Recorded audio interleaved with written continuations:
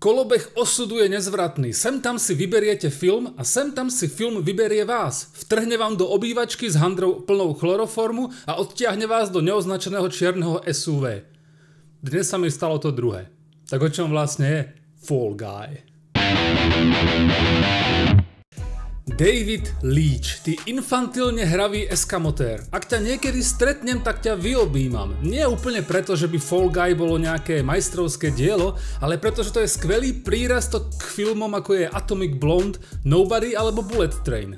Žáner akčných komédií zažíva renesanciu, a to hlavne vďaka bývalému kaskadérovi, režisérovi a producentovi, ktorý sa na nič nehrá, ignoruje politickú korektnosť a chce od diváka len málo a doručí presne tú zábavu, ktorú nejeden z nás očakáva. Bravo!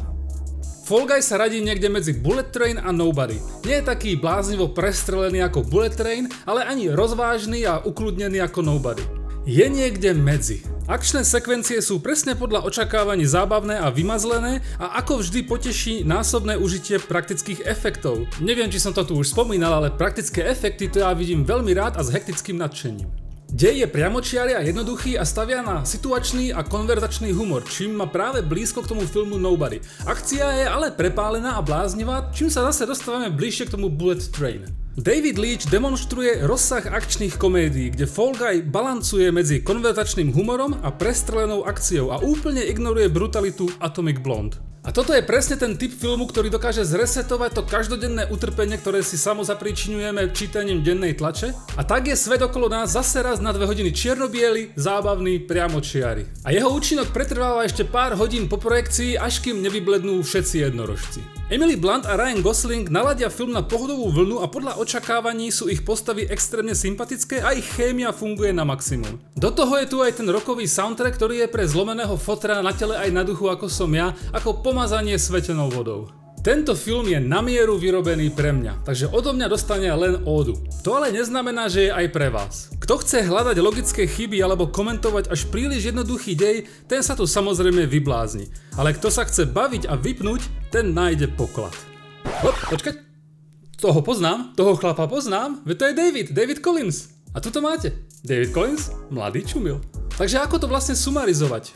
Fall Guy sa určite nezapíše do filmovej kroniky ako legenda, pretože sa nesnaží byť ani originálny, ani prelomový. Ale som veľmi rád, že vznikol, pretože vzdáva poctu kaskadérom, ktorí každý deň alebo niekoľkokrát za deň dávajú všetky svoje orgány na pospas, a to len kvôli tomu, aby vo výslednom efekte nejaký divák na tom gauči povedal Čo si tu budeme hovoriť? Výroba filmu znamená pot a slzy pre veľa ľudí. Celý štáb, kaskadéri, herci, pre všetkých. A je veľká škoda, že je to bagatelizované v aktuálnej dobe, kedy sa každý týždeň vyrobí ďalšia nová tona miliónov diel. Tona diel, kde väčšina z nich je proste aušus. Je to škoda, táto spotrebná doba. Fall Guy našťastie nespada do skupiny rýchlokvasiek na objem a je to autorské dielo, do ktorého sa išlo so srdcom na pravom mieste. Zábavná oddychovka, ktorá poteší každého fajnšmekera akčných komédií a zaručene poteší fanúšikov tvorby Davida Leitcha. Sú filmy, aj moderné filmy, ktoré si veľmi rád pozriem ešte raz. A Fall Guy je jeden z nich.